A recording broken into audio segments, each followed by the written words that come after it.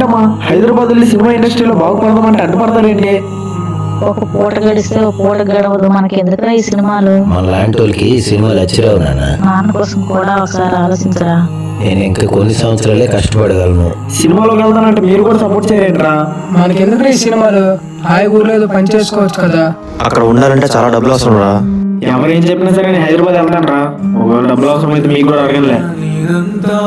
Acting అంటే ఇష్టం అయితే అవును సార్. ఓ 10 లక్షలు ఉంటే సెర్చ్ చేసుకో, ఏదో సినిమాల్లో తోసేస్తా. 10 లక్షల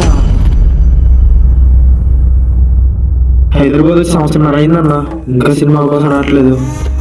7 సంవత్సరాలకే ఇలా అయిపోతున్నావా? నేను 5 సంవత్సరాల నుంచి ఈ ఫీల్డ్లో ఉన్నాను తమ్ముడు. సినిమా అంటే అంత ఈజీ కాదు.